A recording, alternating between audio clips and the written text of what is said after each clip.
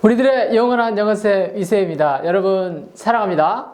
여러분 우리가 지금까지 조동사에 대해서 배웠습니다. 조동사는 동사와 관련이 있다고 그랬습니다. 조동사 전에 배운 시제도 마찬가지로 동사와 관련되어 있다고 그랬습니다.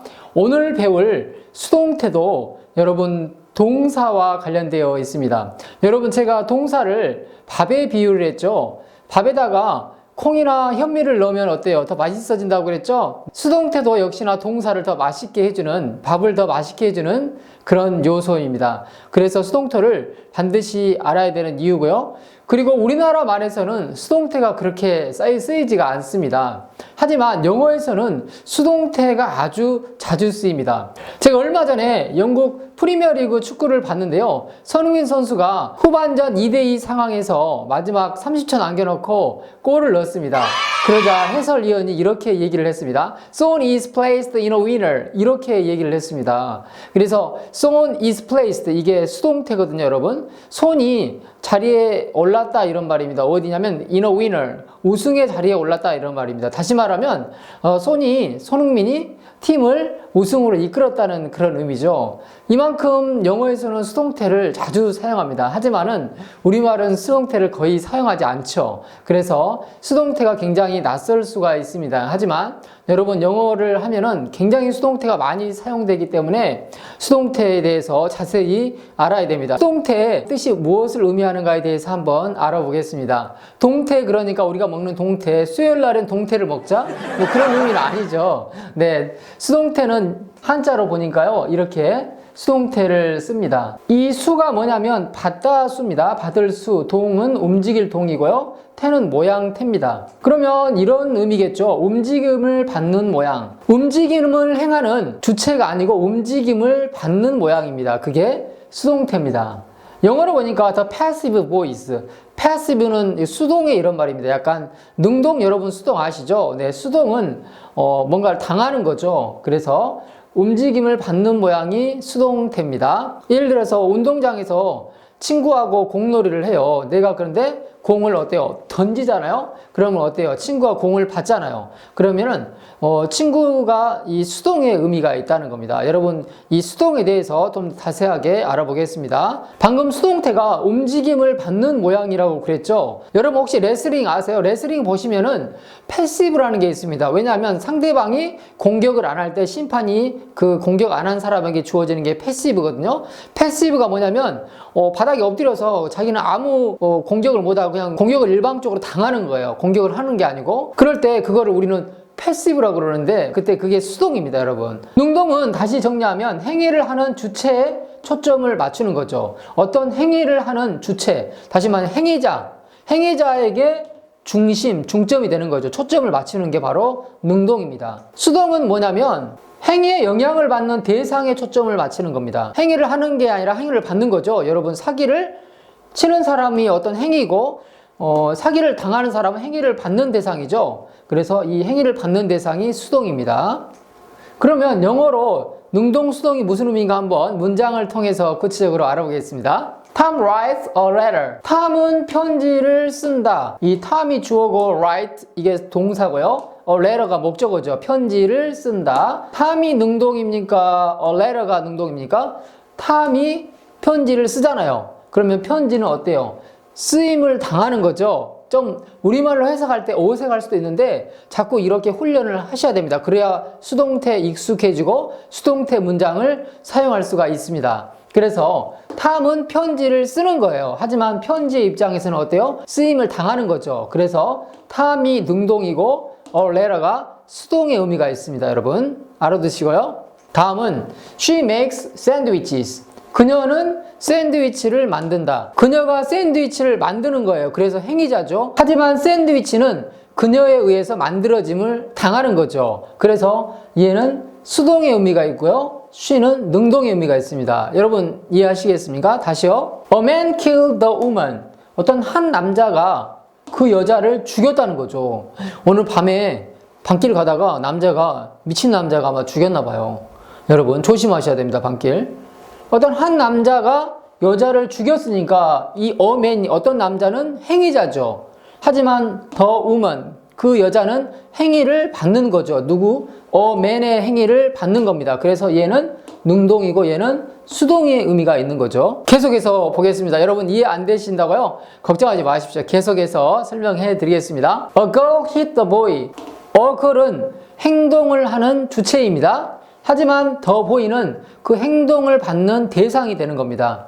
이 여자는 때리고 그 소녀는 맞는 거죠. 그래서 얘는 능동이고요. the boy는 수동의입니다. My dad painted the fences. 나의 아빠가 담장을 칠했다. 그러면 나의 아빠는 담장을 칠하는 행위의 주체입니다. 어떤 행동을 하는 주체이죠. 담장의 입장에서는 페인트를 칠하는 게 아니라 페인트 칠함을 당하는 거죠. 좀 의미가 이상하지만 행동을 어떤 행위를 당하는 행위를 받는 대상입니다. 그래서 얘는 능동의 의미가 있고요. My dad는 the fences는 수동의 의미가 있습니다. Elsa made a snowman.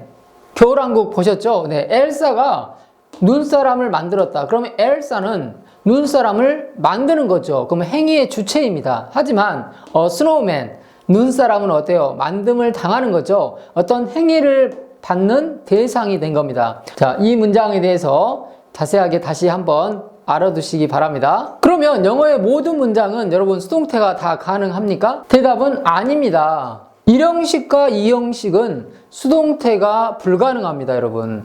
여러분, 문장의 형식 배울 때 우리가 1형식, 2형식, 3형식, 4형식, 5형식 배웠죠? 여러분, 그 파트 다시 한번 복습하시기 바랍니다. 이해가 안 되시면요. 거기에서 1형식과 2형식을 배웠습니다. 자, 1형식과 2형식은 수동태가 불가능합니다. 왜 그럴까요? 이유는 왜냐면 자동사는 수동태가 불가능합니다. 그런데 자동사는 그러면 뭘 자동사라고 그랬죠, 여러분?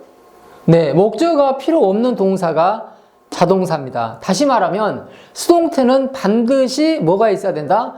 목적어가 있어야 수동태가 가능하다는 거죠. 근데 자동사는 어때요, 여러분? 목적어가 없습니다. 그래서 수동태가 불가능합니다. 1형식에서 leaves fall. 나뭇잎이 떨어진다 이런 말이죠. 자, 여기에는 목적어가 없습니다. 목적어는 우리말로 을이죠. 어떤 행위를 받는 대상이 있어야 되죠. 떨어진다, 무엇을 떨어뜨리다가 아니라 그냥 떨어지는 거예요. 자동사입니다. 뒤에 목적어가 없기 때문에 이 문장은 수동태가 안 됩니다. 하나 더 볼까요?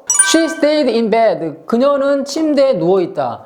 그러면 여기 역시나 마찬가지로 in bed는 목적어가 아니에요. 장소를 나타내는 전치사 구조. 그래서 이 문장도 역시나 수동태가 불가능합니다. 어떤 학생들은 이 bed를 목적으로 해가지고 수동태를 만들려고 하는데 그렇게 쓰면 안 됩니다. 목적어가 아니에요, 여러분. 다음은 이 형식을 한번 볼까요? He is Tom. 그는 탐이다. 여러분, 여기 탐이 주격보호예요. 그래서 탐이 목적어가 아니죠. 우리가 문장 형식에서 배웠죠. 그래서 이 문장에 목적어가 없기 때문에 수동태가 불가능합니다, 여러분. He is kind. 그는 친절하다. 역시나 마찬가지로 친절하다. 그는 친절을 하다. 뭐 말이 안 됩니다. 그래서 이 kind가 형용사이기 때문에 목적어가 되지 않습니다. 목적어가 되는 것은 명사, 대명사, 부정사, 동명사, 명사절 이런 게 있다고 그랬죠. 그거에 대해서 수동태에서 다시 한번 배우겠습니다. 그래서 결론적으로 자동사는 목적어가 없기 때문에 수동태가 불가능합니다. 대표적으로 1형식과 2형식 이 문장들은 수동태가 불가능하다는 거죠.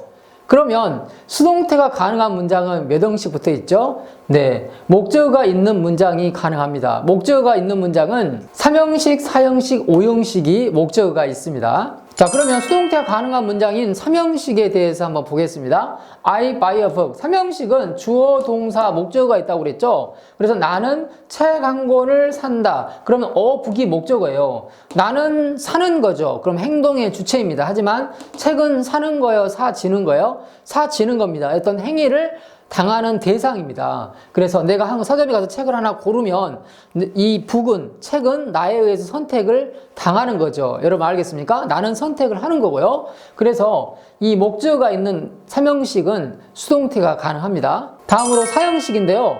I give him a book. 나는 그에게 책 한 권을 준다. 이런 말이죠. 그러면 여기에서 이 나는 행동을 하는 주체입니다. 하지만 him과 a book은 내가 그에게 책을 주면 그가 책을 받게 되는 거죠. 그래서 수동의 의미가 있고요. 역시나 책도 책에 의지하는 상관없이 그에게 주어지는 거죠. 그래서 이 사형식에서는 목적어가 하나, 두 개니까요. 이 간접 목적어라고 그러고 이게 직접 목적어라고 그랬죠. 네. 간접 목적어와 직접 목적어가 둘 다 수동태가 가능합니다, 여러분. 물론 불가능한 동사도 있는데요. 그거에 대해서 다음 시간부터 알아보겠습니다. 다음으로요. 오형식도 역시 수동태가 가능합니다. 왜요? 목적어가 있기 때문에요. 하지만 여기 목적 보호는 수동태가 되지 않습니다. 목적어를 보충해 주는 게 목적 보호죠. 그래서 여기 오형식에서는 목적어만 수동태가 가능합니다. 우리는 그를 천재라고 부른다. 그러면 우리는 그를 부르는 거죠. 그럼 우리가 부르니까 행동이 주체고요. 그는 부름을 당하는 거죠. 불러지는 겁니다. 행위를 받는 대상이 되는 겁니다. 그래서 힘이 수동이 되는 겁니다. 여러분 다음 시간부터 본격적으로 한번 문장의 수동태에 대해서 알아보겠습니다. 오늘 배운 능동과 수동의 의미를 반드시 알으셔야 다음 시간에 수동태를 쉽게 배울 수가 있습니다. 영상을 계속 반복해 보시고 여러분 복습하시기 바랍니다. 수고하셨습니다. See you next class. 여러분 강의 잘 들으셨나요? 여러분들의 구독과 좋아요, 알람 설정은 저에게 큰 힘이 됩니다. 여러분 사랑합니다.